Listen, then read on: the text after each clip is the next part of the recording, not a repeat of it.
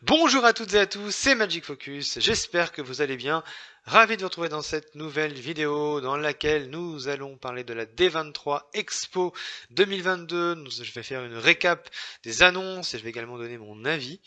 Voilà, donc c'est uniquement la section Disney Parks and Resorts. J'espère donc que cette vidéo vous plaira. Alors c'est parti, juste avant, comme d'habitude, n'hésitez pas, si vous souhaitez, et c'est en barre d'infos, à rejoindre le Discord du Royaume des Passionnés. On parle justement de l'actualité des parcs Disney et bien plus encore, donc n'hésitez pas. Et on va en direction de Disneyland, Californie, pour tout simplement parler de ce qui a été annoncé là-bas à Disneyland Resort. Première grosse annonce, ça commence lourd, le retour de la Magic Happens au printemps 2023. Je plaisante quand je dis que ça commence lourd, c'était une petite blague, c'était un ton un petit peu sarcastique parce que la Magic Happens, bon, ils auraient très bien pu la remettre avant quand même. Je sais bien qu'il y a eu le Covid et qu'elle a été arrêtée par rapport à ça, mais clairement, printemps 2023, moi je trouve ça vachement tard. J'aurais vraiment pensé qu'ils allaient la remettre cette année, au moins pour la fin de l'année. Bon, faudra attendre encore quelques mois, mais enfin bon, on a le retour de la parade, ceci dit. Toujours pas de parade nocturne et le retour de la supposée, c'est un retour supposé en tout cas de la parade de nuit, la Paint the Night, mais bon, on a au moins le retour de la Magic Happens pour le printemps 2023. Ensuite, au niveau des attractions, nouvelle attraction sur Avengers Campus qui est confirmée. En même temps, il y en avait déjà une de confirmée, mais qui a dû être annulée parce que celle-ci a l'air d'être vraiment différente de celle déjà annoncée. Puisque ici, c'est Roi Thanos qui sera au centre de l'aventure de cette attraction, basée sur le multivers. Et a priori, on y voit un simulateur, sûrement d'ailleurs représentant le Quinjet, mais c'est vraiment quelque chose de différent par rapport à ce qu'ils avaient prévu. Alors, c'est bien qu'ils continuent, hein, car Avengers Campus pour moi n'est pas à la hauteur du potentiel de la licence qu'est Marvel, donc ravi finalement quand même que Disney continue d'investir dans Avengers Campus, mais c'est un petit peu flou, on sait pas trop ce que c'est. A priori, c'est un simulateur, mais on n'en sait pas plus. Vraiment, très peu d'infos ont été données. La date, eh bien, on n'a aucune date. Donc voilà, c'est pour moi, je pense, quelque chose d'équivalent en termes, j'espère, en termes d'ambition à ce qui était prévu. Mais clairement, voilà, c'est quelque chose qui est complètement différent dans la réalisation. Clairement, ça se voit d'après le concept art. Ensuite, sur California Adventure, on a cette zone de Pacific Wharf. Donc, pour ceux qui ne connaissent pas trop la Californie, Pacific Wharf, c'est en fait à California Adventure, vous avez toute une zone sur San Francisco et elle fait partie de cette zone. C'est une zone en bord de mer, forcément, puisque c'est sur San Francisco, et celle-ci sera réimaginée, attention, en San Francisco de Big Hero 6. En soi, pourquoi pas? Le problème, c'est que ça semble être un projet très light, un petit peu à la Pixar Pier, c'est ce que j'appelle un petit peu du maquillage sur un cochon. C'est-à-dire que la zone, déjà, elle est jolie cette zone, mais elle est très mal placée. C'est un tout petit bout de rue de San Francisco qui est coincé un peu n'importe où. Là, on va mettre ça, Big Hero 6, ok, pour pas grand-chose. A priori, il y aura une rencontre avec Baymax et il y aura surtout de la bouffe et du merch. Donc, vraiment très peu ambitieux pour moi. Et puis, je trouve que ça n'a plus trop de rapport, enfin, avec California Adventure. Je pense qu'on s'éloigne totalement de ce qui a été mis en place en 2012, ce qui est dommage. Après, à voir ce que ça donne, mais clairement, je ne sens pas du tout ce projet. Pour moi, c'est clairement du vite fait. Ensuite, quand même quelque chose de très bien, c'est le nouveau Toontown qui réouvrira dans sa nouvelle version début 2023. Donc il y a eu des nouvelles maquettes. À savoir que cette attraction de Toontown sera évidemment updatée, surtout avec l'arrivée d'une nouvelle attraction, Mickey's and Minnie's Runaway Railway, qui est une attraction devenue un classique au Disney Studios, qui arrive en Californie. Ça c'est bien, ça va, je trouve, apporter un vrai plus à Toontown. Et puis l'attraction est quand même plutôt sympa. Et la file d'attente, il y a eu un concept art de la file d'attente qui a l'air plutôt très sympathique, avec justement plusieurs éléments qui montrent un petit peu la carrière de notre chère souris. Et je trouve ça plutôt très intéressant et j'ai hâte d'en voir plus sur cette nouvelle version de Mickey's Toontown qui s'annonce plus ludique aussi, plus interactive encore et un petit peu plus moderne. Ensuite, on apprend que à New Orleans Square, Tiana's Palace va arriver. Ça, c'est une très bonne nouvelle parce que pour moi, ce qui symbolise la princesse et la grenouille par-dessus tout, c'est vraiment ce restaurant. Je trouve que ce restaurant a une valeur tellement symbolique par rapport justement à ce que représente la princesse et la grenouille. Donc ça, c'est très bien que ça arrive à Mickey's Toontown, à New Orleans Square, pas à Toontown, à New Orleans Square. Et franchement, je pense que ça peut être cool. En tout cas, il y a moyen de faire quelque chose de très intéressant. Et évidemment, l'attraction de Tiana est confirmée pour 2024. On a eu un modèle de cette attraction qui a pris un petit peu un coup dans la gueule quand même par rapport au concept art de 2020. Il y a eu des grosses coupes de budget, ça se voit. Maintenant, j'espère que l'intérieur de l'attraction ne sera pas cuté non plus en termes de budget. J'espère y voir des effets spéciaux, des animatroniques. Alors, on a teasé sur le fait qu'il y aurait de la brume, machin, des éclairages spécifiques, comme quoi c'était incroyable. Moi, j'espère surtout que l'attraction sera totalement convenable. Après, je pense que il n'y a pas de grosses raisons que ce soit dégueulasse parce que tout simplement Splash Mountain n'en pouvait plus. Donc voilà, il y aura forcément quelque chose de plus magique, de plus moderne avec cette nouvelle version de l'attraction sur Siana, donc qui arrive aussi à Magic Kingdom pour fin 2024.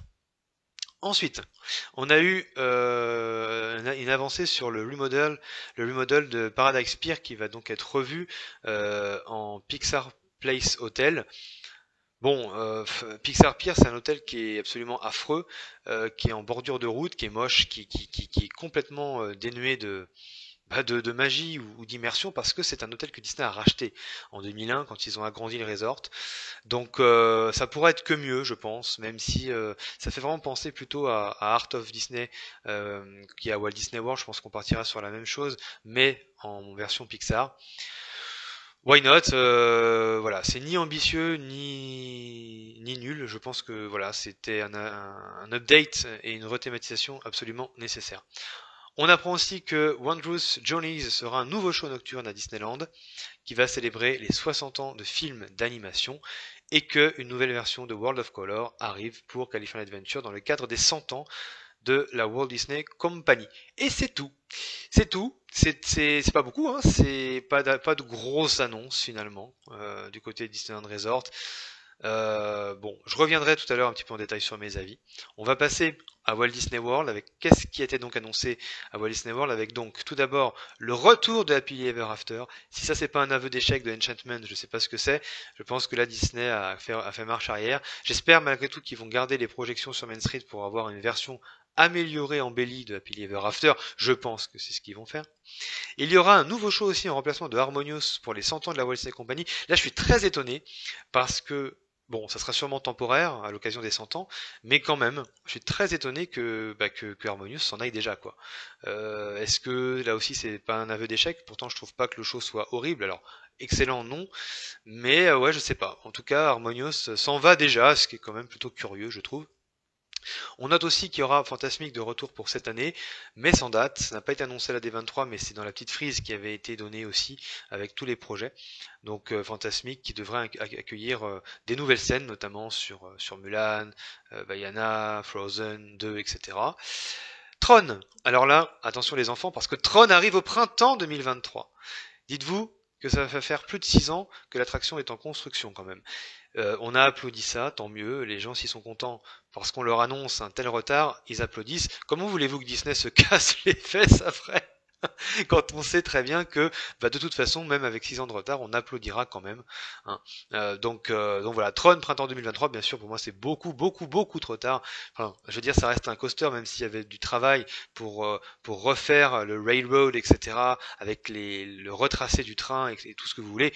Mais je trouve quand même que c'est beaucoup trop tard, même avec le Covid. C'est pas une excuse pour tout le monde. Allez demander à Universal comment ils font. Ensuite, ça c'est cool, l'arrivée du Hatbox Ghost à Magic Kingdom dans la Haunted Mansion. Moi j'avais trouvé l'effet juste sublime à Disneyland et je comprenais pas pourquoi il n'était pas à Magic Kingdom. Donc c'est pas une grosse annonce mais c'est cool parce que justement ça permet de continuer à attiser la curiosité des fans pour les classiques, on va dire. Ensuite, Vaiana et la fin de cet Epcot 2.0 pour fin 2023. Et oui, fin 2023, juste pourquoi? Pourquoi autant de temps encore? C'est-à-dire qu'il reste un an avant d'arriver à la fin de cette Epcot 2.0 avec la statue de Walt Disney, etc., qui est d'ailleurs très jolie, mais bon, Vaiana aussi, ça s'annonce vraiment très très beau, mais ça ne justifie pas autant de travaux. Ils ont traîné dans les travaux, c'est hallucinant. Et puis, on parle plus du tout du reste hein, pour Epcot. On ne sait pas où sont passés les projets de Mary Poppins ou de Spaceship Earth, de Play Pavilion et tout ce que vous voulez. On n'en parle tout simplement plus. Donc, pour moi, cette Epcot 2.0, pas terrible quand même. Hein. Bon, dans les grosses annonces, on a eu des concepts Blue Sky. Alors, le concept Blue Sky, c'est un concept sans limite de budget. Donc déjà, ça veut tout dire. Ça veut dire que en fait, ce sont des réflexions qui sont menées avant de mettre le mot argent sur la table, et c'est vraiment les tout premières pistes de réflexion. Donc, on a une D23 Expo et on nous annonce ça. Moi, je suis assez dubitatif quand même sur le fait qu'on nous annonce des concepts Blue Sky, quoi. Mais bon, il y a quand même des projets, on peut pas dire. Avec, par exemple, un remplacement, et c'est urgent je pense, à Animal Kingdom pour remplacer Dinoland. Avec tout d'abord une zone Vaiana, pourquoi pas, et ou, on sait pas trop, une zone Zootopie. Euh, bon, je pense que Zootopie aurait pour moi un peu plus sa place dans le sens où on peut réutiliser pourquoi pas le ride system de dinosaures en le transformant sur Zootopie, ça peut complètement le faire, puisque ça m'étonnerait qu'ils détruisent non plus l'attraction Dinosaur, donc voilà, ça pourrait être un remplacement. Vaiana, pourquoi pas, j'ai un petit peu de mal à voir ça du coup sur Animal Kingdom, ou alors il faudrait vraiment une spécificité par rapport à ça. Euh, Bon, de toute façon, c'est très flou. Autant dire qu'on n'a pas d'autres annonces parce qu'on n'a pas d'autres précisions, on n'a pas de date évidemment. C'est une nouvelle fois un concept Blue Sky, mais ce qu'on sait de manière certaine, c'est que la zone dinosaure va être enfin remplacée. On sait juste pas quand ni par quoi exactement. Ensuite, une grosse extension du Magic Kingdom est prévue au-delà de Big Thunder Mountain. En tout cas, c'est en réflexion là aussi. Sur tout d'abord un land latino qui combinerait les thèmes de Coco et d'Encanto. Et je trouve l'idée absolument excellente. Pour moi, vraiment, c'est excellent. Pourquoi? Parce que déjà, Encanto et Coco sont des hits auprès des visiteurs. Encanto, c'est quand même l'un des derniers films et c'est clairement un énorme succès. Coco, c'est l'un des plus grands succès Pixar et Miguel est l'un des personnages favoris des visiteurs. L'univers est assez fascinant et les deux univers peuvent très bien se mélanger, même si attention, pas d'amalgame entre les cultures, mais ce sont quand même des univers proches, voilà. Donc ça peut constituer un land très agréable, très coloré, très vivant et surtout très beau. Alors qu'est-ce qu'on aurait dans ce land? Des possibilités qui ont été annoncées. Pour Encanto, on aurait par exemple, la visite de la casita, donc de la maison, avec Mirabelle en tant que guide des visiteurs, avec à la fin, bien sûr, la visite de toutes les pièces, et puis à la fin, la découverte de notre propre don. Donc ça pourrait être une attraction interactive, avec des effets spéciaux, ça pourrait être un walkthrough amélioré, il y a vraiment des possibilités très intéressantes pour ça. Et puis, pour Coco, ça serait le petit village de Santa Cecilia qui serait reconstitué. Donc, ça pourrait vraiment être cool au moment de la célébration, bien sûr, de Dia de los Muertos. Et puis, l'attraction serait un vol, pourquoi pas, à dos de Alberès, là, je sais pas trop comment on appelle ça, les fameux monstres là qu'on voit dans Coco, et on pourrait effectivement imaginer un vol au-dessus de ces bêtes là et voyager au-dessus justement sur leur dos, on pourrait voir le monde des morts, ou enfin, vous voyez, il y a vraiment beaucoup de potentiel. Et je trouve que c'est le projet le plus excitant et le plus logique. J'ai vu que certains fans râlaient sur le fait que ce serait détruire Frontierland. Pour moi, ça sera pas à Frontierland, ça sera en extension de Frontierland bien sûr, mais ça sera en fait un nouveau land. Je pense pas que ça soit à Frontierland, et je trouve que c'est logique en fait que ce soit en extension de Frontierland par rapport au fait que Frontierland c'est l'ouest, et que il y a toujours la culture mexicaine, le Mexique même géographiquement qui est très présent pas loin justement. Donc pour moi c'est parfaitement logique. Mais on nous a aussi annoncé un land sur l'univers des méchants. Euh, Pourquoi pas? Pourquoi pas? Mais il faut pas non plus que ça devienne la foire fouille, c'est-à-dire que faut pas non plus que ça devienne tout et n'importe quoi et que on mette tout ce qu'on veut un peu n'importe où sous prétexte que ce sont des licences. Attention Disney, on déconne pas non plus avec la logique. Autant un land latino, pour moi c'est parfaitement logique avec Coco Encanto. Rajouter un land méchant, bon, l'idée est excellente, hein, bien sûr, mais voilà, c'est un petit peu mélangé tout ça. On sait pas trop où va Disney en fait, je trouve. Et bah, tout ça, c'est du blue sky. Moi, je pense que clairement, le land méchant, à mon avis, voilà, il faudra pas s'attendre à grand chose en termes de réalisation, parce que je me trompe peut-être, et j'espère me tromper, mais à mon avis, il n'arrivera pas. Alors que Coco Encanto, je pense qu'il y a une certaine urgence et que c'est sur ça qu'ils vont plancher, à mon avis.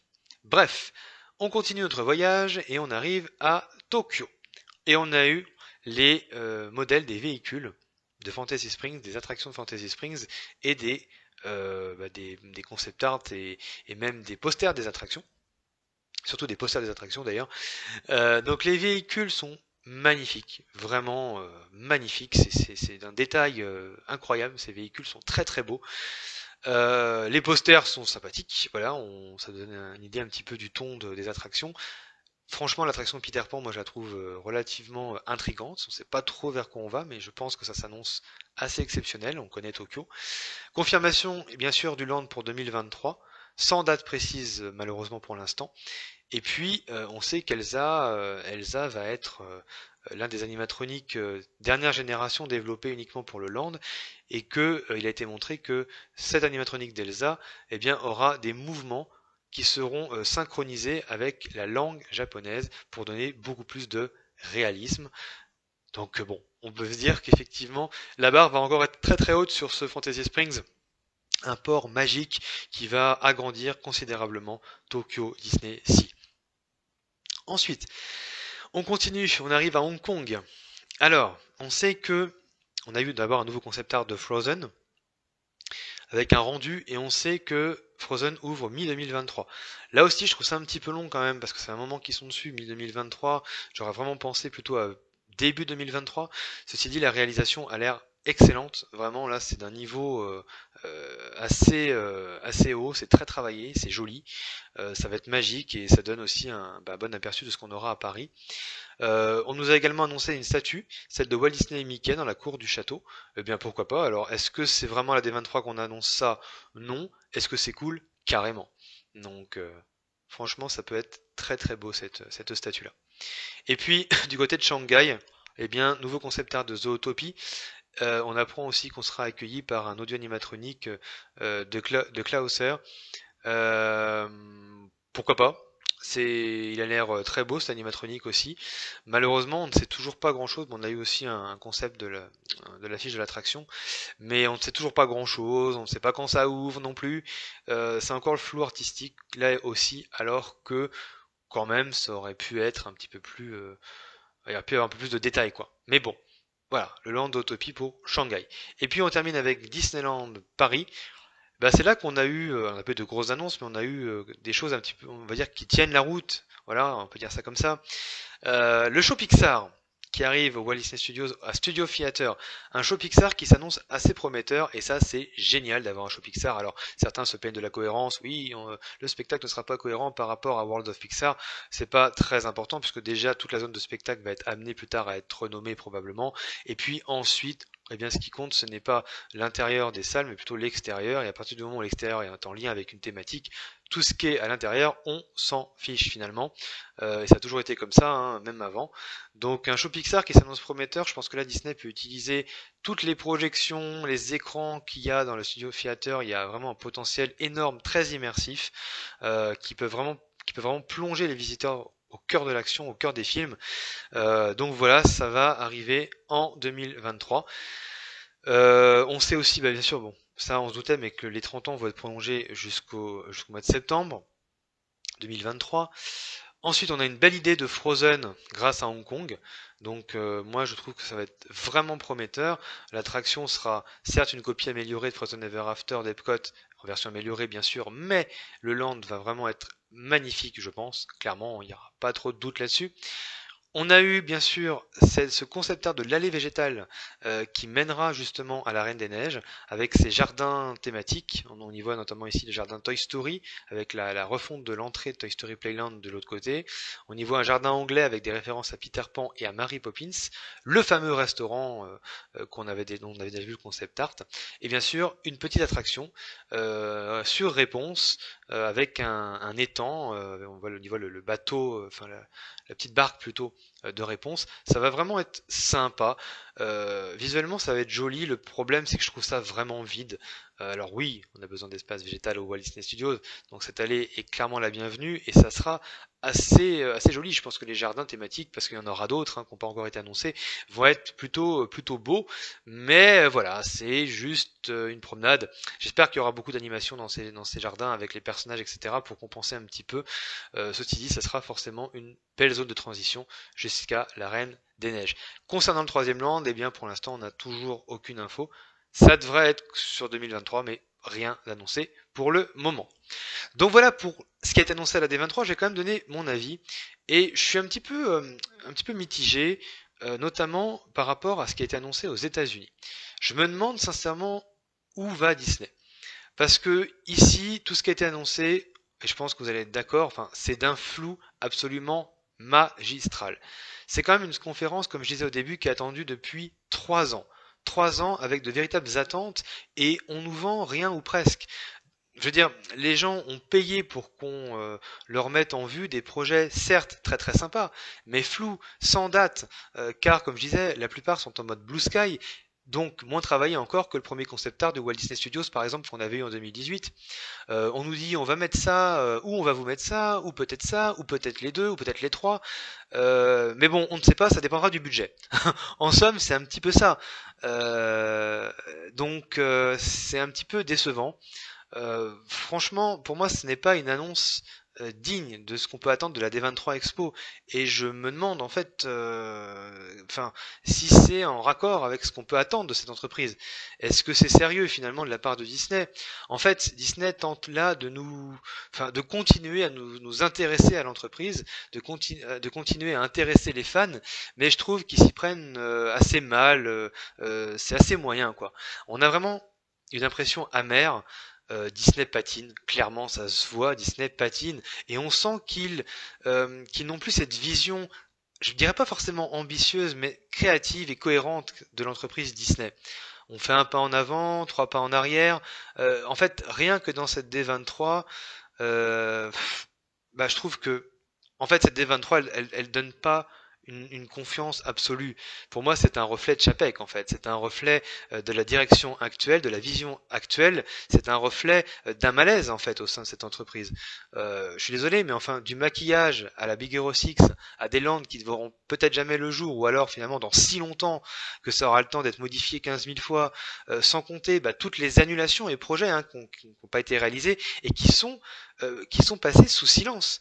En fait, c'est ça, c'est un véritable bordel. Et, parallèlement, on ne règle pas les urgences. Où sont les updates de certaines attractions absolument urgentes et nécessaires de Magic Kingdom? Où est le New Tomorrowland, là aussi nécessaire de Disneyland? Que vont-ils faire du Hollywoodland à Disney California Adventure et le backlot absolument dégueulasse que eux ont encore? Qu'est-ce qu'on fait des vieux pavillons d'Epcot? Les projets qui n'ont pas été réannoncés comme Mary Poppins, etc. Qu'est-ce qu'on en fait? Qu'est-ce qu'on fait du reste du Disney Hollywood Studios, qui est encore un vrai bordel aujourd'hui? On garde des shows qui sont vieux de plus de 30 ans, le tout avec une politique tarifaire assez délirante et des services en moins et de plus en plus payants. Et on doit applaudir pour ça. On doit applaudir pour un trône qui est annoncé au printemps 2023. On doit applaudir pour des concepts Blue Sky. On nous dit peut-être qu'on les aura, mais peut-être qu'on les aura pas. En gros, c'est ça que ça veut dire. Enfin, je veux dire, c'est quand même fort de café tout ça. Est-ce que c'est ça l'ambition Disney? Est-ce que c'est ça l'avenir? Si c'est ça, c'est plat, c'est vide et c'est décevant. Et là, je parle surtout pour les parcs américains, car à l'international, il n'y a rien eu de nouveau. C'est vrai, il n'y a rien eu de nouveau, mais il y a plus de concret finalement et plus de bon sens. Alors on peut aimer ou pas les projets, mais je trouve que ça se tient un petit peu plus. Je suis donc déçu, mais bon, finalement, est-ce étonnant? Bien sûr que non, mais bon, il y a de bonnes choses, hein, comme par exemple le land latino, que je trouve très sympa. Mais on se demande si eux-mêmes savent où ils vont en fait. Est-ce qu'ils vont pas dans une espèce d'inconnu? euh, on se demande s'il y a une envie vraiment de revenir aux fondamentaux, de surprendre et encore d'aller de l'avant. Bah clairement, ça donne pas cette impression-là. Pour moi, cette D23, c'est on tente des choses. Il y a des choses qui arrivent, mais on vous en dit pas plus parce qu'on ne sait pas non plus où on va. Ça marche à l'aveugle, c'est très tatillon, et on essaye de faire croire à des choses extraordinaires aux fans pour pouvoir les garder. Parce que Disney a besoin quand même de garder ses fans et d'avoir une image positive. Et pour moi, tout ça, c'est très très très très instable. Et l'avenir est plutôt difficilement envisageable en fait, hein, avec tout ça. C'est la direction actuelle, c'est la vision de Chapek, c'est les coupes budgétaires. Il faut pas s'attendre à grand chose, même s'il y a des projets qui vont arriver, qui existent, et clairement, voilà, je peux être confiant sur certains d'entre eux. Mais il va falloir être patient et surtout peut-être s'adapter ou pas du coup à la nouvelle vision de Disney. Et je pense que ça peut aussi décevoir des fans qui sont habitués justement aux standards Disney de longue date, depuis longtemps. Donc voilà pour cette D23 Expo, la récap, mon avis. J'espère que cette vidéo vous aura plu. N'hésitez pas à liker, à vous abonner bien sûr. On va refaire d'autres vidéos. Je vais refaire d'autres vidéos Imagineering. On se retrouve quant à nous dans une prochaine vidéo justement. Merci d'avoir regardé. À très bientôt. Salut, salut.